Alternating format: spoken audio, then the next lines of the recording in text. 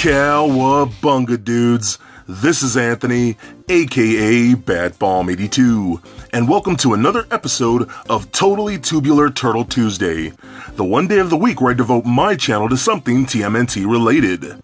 So for this episode, I'll be taking a look at the Teenage Mutant Ninja Turtles Vintage Collection, the Mechanical Master of Metal, Chrome Dome. Now, Chrome Dome was actually one of my all-time favorite toys. I absolutely loved him as a kid. Who didn't like a giant robotic metallic samurai? I loved that. He had a really cool sculpt, I loved his vac metal body, and really cool brightly colored red ninja weapons. He was so awesome and I cannot wait to check him out with you guys. But before we take a closer look at the figure, let's give you a quick rundown of all the radical things that he comes with. So Chrome Dome came with some pretty cool weapons. Starting off, he came with his Silicon Sai, his Neutron Ninja Swords, his Gigabyte Goopilon, and his Shogun Sash. So with the accessories out of the way, let's take a closer look at Chrome Dome.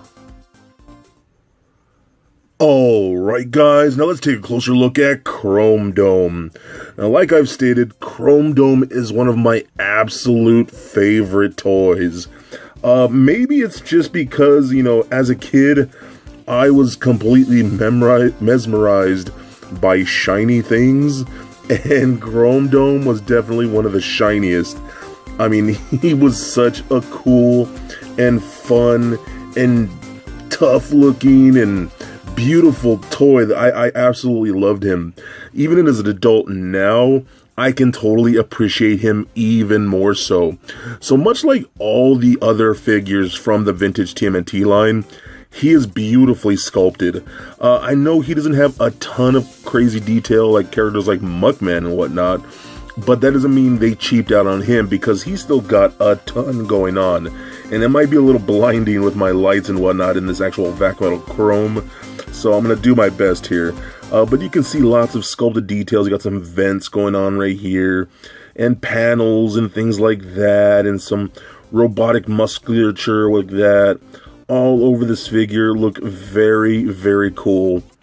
I absolutely love the colors that they went for with this guy. So you got that solid chrome body and head and whatnot, and then a lot of the limbs are all black with just a touch of like red and blue and some silver and whatnot. I think that's such a cool look. I absolutely dig this. I mean, he's basically a robot shredder. That's kind of how I always saw him. And I know in the vintage cartoon, if I remember correctly, he was a lot bigger compared to the other characters. He was kind of like a giant robot. But in this figure, he's kind of into scale with the rest of the lines, which is, I don't mind. So I just think he's very, very cool.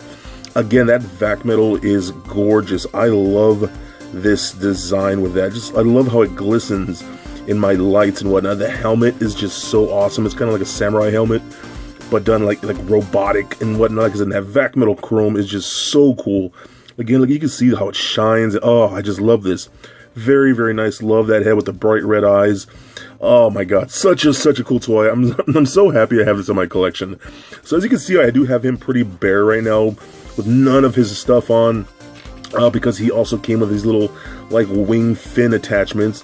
So you just peg those on like so.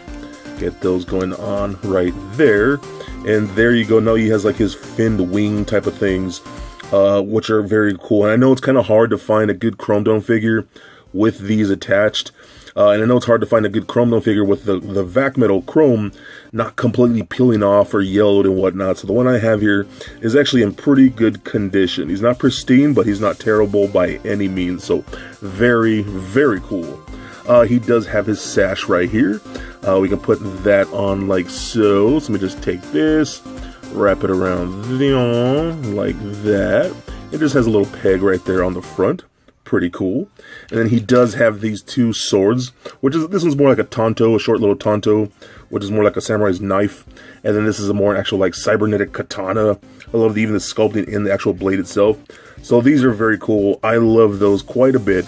And you could take these just like that, and then you could store them in the back, because he does have holsters or sheaths for these two like that. They just hold on back there, and I love that. And I always love the bright red weapons of this figure too. They just stood out so much to me. And then you got this type of like cybernetic sai, which is very cool. Another really cool weapon.